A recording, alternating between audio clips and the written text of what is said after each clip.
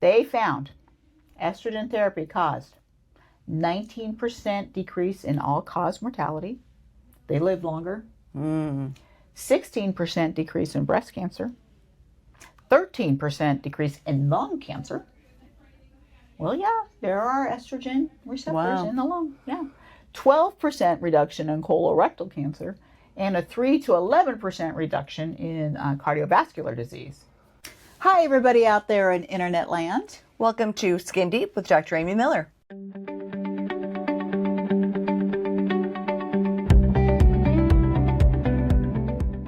And I'm Dr. Amy Miller, medical director and owner at St. Louis Skin Solutions. And with me, I have Megan. I am Dr. Miller's trusty sidekick who helps run the end of this business. The back end of the business is what I run. Mm-hmm. Yes. All right. What are we talking about? First, before we get started, today we have in our glasses the In Vivo New Zealand Sauvignon Blanc. This is one Dr. Miller picked up. Neither one of us have had this one yet, but it has a 93 wine spectre rating on it. Spectator. From Costco. Yeah, Costco. So 12, like Costco, $12, something like if that. If you see us. So I'm excited to try. All right, so we're going to try this one today. We've already got it in our glasses. This is a new bottle, so we'll let you know what we think of it. Okay. So today, I wanted to talk about menopause. Well, we fell down this rabbit hole the other day. Within the last couple months, we've fallen into the menopause hormone rabbit hole. And we're both survivors of menopause. We are surviving and we are thriving. Yes. Well, you're thriving and I'm getting my groove on. Stella got her groove back? Yeah. So I'm getting my groove back with the postmenopausal. And how are we getting our groove back? Well, with hormone replacement therapy, of course. So, menopause. What happens? Women, we lose our hormones. We're toddling along here and then we poof, down a cliff. Men have a little easier. They go through andropause, but it's a slow, steady decline in their testosterone. Mm-hmm. We have perimenopause where everything's all over the place, and then we nosedive. So why 50 years ago were people not talking about treatments for postmenopausal women? What are some of the time factors, lifestyle factors that no one talked about this when my mom went through it? Right. Well, what's interesting is that in the 1900s, women had a life expectancy of age 50. So you didn't live past menopause very long. And in the natural world, humans are one of a small number of animals that actually survive past their reproductive years, past their fertile years. Mother Nature basically has it out for us. Once we or any other animal on the planet stops being able to reproduce, Mother Nature gets rid of us. Right? So humans, orca whales, Japanese beetle, I can't remember, but there's a very, very small list that actually lives sometime after they lose their fertility. Mm-hmm. And we have to wonder why that is. Right. Is it because we need to help raise the grandchildren? Quite possibly. Who knows? That's called the grandmother theory. Well, and I also think we have a very different lifestyle than our moms had when our moms were in their mid-50s. They weren't doing the things that we do. Right. They weren't exercising. Yeah. They weren't taking vitamins. They weren't eating well. They were, granted, we're having our wine, but they're smoking and drinking and having a highball before dinner. And there's, smoking sections on airplanes and, just all the lifestyle things. I definitely have to believe that does play a part into longevity. Absolutely. And that's the basis of the longevity movement is, eat healthy and exercise. Mm-hmm. Those are the two things that everyone, even conventional medicine, can agree on. But it's true. I mean, before us, our mothers, you hit menopause and then you just became invisible, it seems like. Yep. You weren't useful in society and you were written off. Can you imagine if that happened to men? Oh gosh, no, it would not happen. If they suddenly at age 50, I can't have sex anymore because it hurts too much. Yeah. There'd be solutions. Can't think. Oh, yeah. There would be a solution 20 years ago, 30 years ago, 50 years ago. So I always put it in that perspective, and it's a little bit shocking how delayed this has been. But menopause is now having its moment. Thank goodness. Amen. Amen. So we started talking, I don't know, probably 3 or 4 months ago about bringing back hormones into St. Louis Skin Solutions. And we had it, we got rid of it, we've toyed back and forth. What would you say the big 2025 catalyst was to reopen this box of worms and really dive in deep and really create a comprehensive plan for our patients? Yeah. So I've been studying hormones since about 2008, 2009 when I got board certification by the American Academy of Anti-Aging Medicine. I had to take a written and oral exam on it. So, but at that time, the WHI study was very still. Hold on, who's WHI? The Women's Health Initiative study. So if you don't know what that is, the Women's Health Initiative study studied some hormones and made some crazy decisions. Yeah, so it came out in 2002, and it scared the bejesus out of everybody. And now, looking back over time, we're realizing that most of it was BS, for lack of a better term. There were some political motivations. There were probably some egos involved. Who knows? But it was very interesting how a certain few of the inner group of researchers decided to hog the research and not let the other researchers put their input in, and took it to JAMA and published it without their input. Called a media, what do they call those? Like a press conference? Press conference before the bulk of the researchers had even read it, and announced that hormone replacement therapy in menopause caused breast cancer. We look back and you look at their data, and that's all BS. It's all been disproven, but it's still so prevalent out there. It is, I still to this day get patients who don't want to start any hormones, even though they're having hot flashes and they feel like crap and they can't think straight and they're depressed and can't get out of bed. But they don't want to start it because they have a family history of breast cancer, they had breast cancer in the past, or they're just flat out scared of getting breast cancer. So what happened this fall with the WHI? So finally, they took the black box warning off of estrogen. So previously, because of the WHI, when you were prescribed your estrogen, you would go to your pharmacy and get it, and it would say danger, causes breast cancer, and causes all these other problems, causes dementia, rah rah rah rah, and half the patients would just drop it there and wouldn't even do it. Finally, the government got around to looking at all these other studies that disproved the WHI and took the black box warning off. And that's what gave me the courage to finally bring it back in. But I did do a little deep dive, and for those of you who are still anxious about those findings from the WHI study, or just from what they've heard, or have doctors who still tell them they can't do hormones, it's not true. They're not up to date on the literature. Absolutely. So if they come to St. Louis Skin Solutions and they want to know all of this, I don't think that every consumer wants to hear all of our research. But we're going to go through it. Our nerdy research. Buckle up, friends. But if they want to know more, in our hormone replacement consultation, it's very comprehensive. So talk a little bit about what someone can expect if they come in for that initial consultation, and then we can get into kind of your studies. But like, if you're feeling a little anxious, or you have a little bit of fear based on things you've heard in the past, or something that went on with a parent or a sibling, and you want to know more, one of the ways that you can learn more is through one of our comprehensive consultations. And I am happy to meet with you and walk you through all these studies individually. But if you really worried about it, this is a great book to read. This is by a Dr. Blooming. It's called Estrogen Matters, and he explains why every woman needs estrogen after menopause, why it's important, why it is important for longevity, and how it decreases all-cause mortality.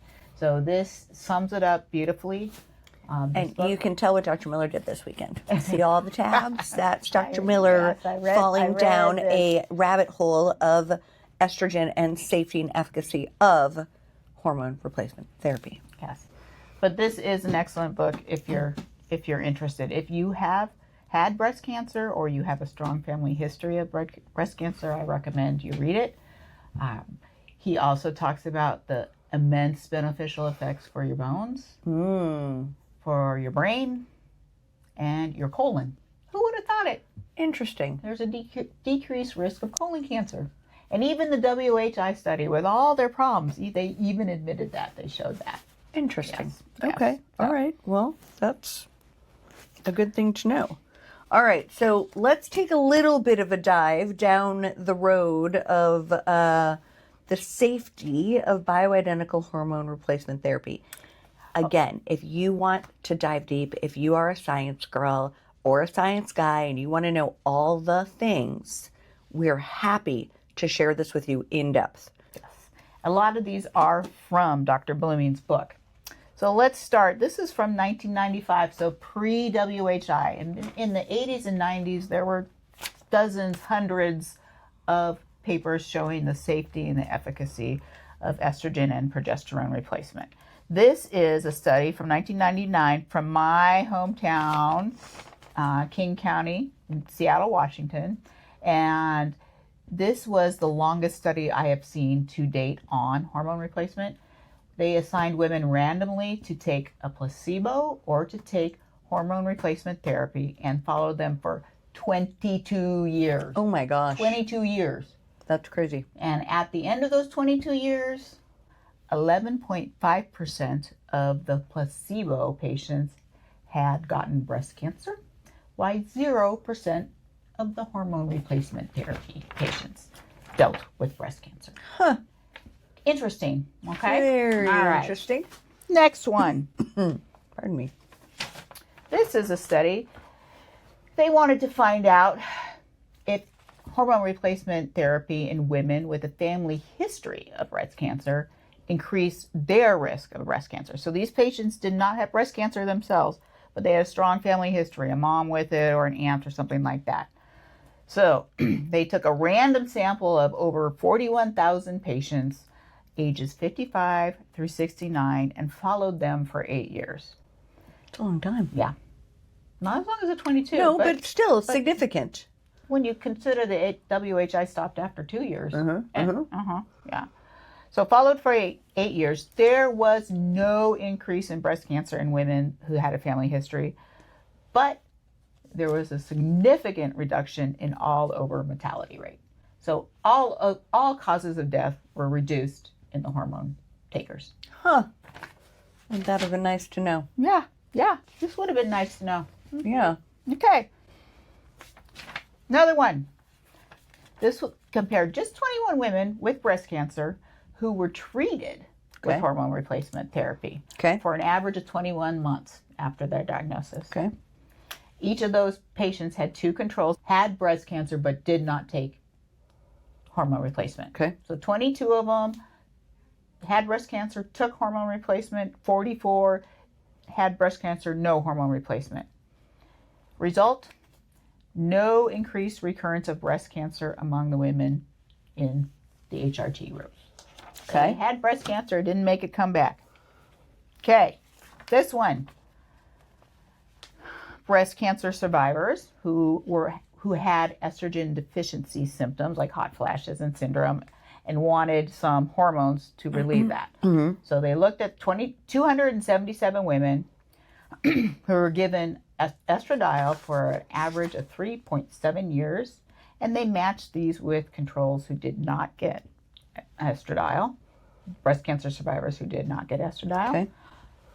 Surprise! No reoccurrence in the breast cancer with hormones. Hormone treatment patients. Do you want me to keep going? What I'm hearing, Dr. Miller, is that the WHI study was hooey. Yes, it was. That's my very scientific term for so unsubstantiated. So we've started to figure that out about 2012, 2013. When did this paper come out? This was 2013. And it looked at the toll of all these women that were deprived estrogen after the WHI. And it said over that 10 years span starting in 2002, insert when the WHI bomb dropped, there was a minimum of 18,601 and as many as 91,610 postmenopausal women who died prematurely because of avoidance of estrogen. Wow. This is the damage the WHI study caused. Yeah. And it's disheartening. It's disheartening. So, okay, so that was 2013. 2021, these are the WHI people. They're walking it back. They're walking it back, saying, oh, no. Let me see here now. Oh, if you take estrogen, you have a reduced risk of breast cancer. You can tell she's a little passionate about this. Yeah, you just... They even admit that it helps with bones and it helps your colon. So they walked their stuff back. Did anybody make any big press announcement about that? No, of course not. No. Was there any fanfare? 2017, the Canadians were on top of it. They said, hey, that was way blown out of proportion, and they were treating their postmenopausal women with hormones. And finally, this is from 2022, the Menopause Society. So this used to be called NAMS, or the North American Menopause Society. Okay. And when in 2008 or 9, when I was studying for that board exam, I had a med student with me, so I asked him to read their statement on HRT and give me the summary. So just kind of help me out with my studying. Right. So he came back to me and said, well, basically they hate it. They say it's going to kill you. Don't do it. And they were adamant for many years, based on the WHI study, that you should not do hormones. Well, the Menopause Society now states that there is no general rule for stopping HRT in a woman based on age alone, and in fact, continuing HRT beyond 65 years is a reasonable option. Imagine. They changed their name and changed their tune. I wonder if they had a change of leadership. Possibly? Possibly. Okay. All right. I know this is getting boring, but this is the most important one, guys. This is from 2024, so this is recent. Okay?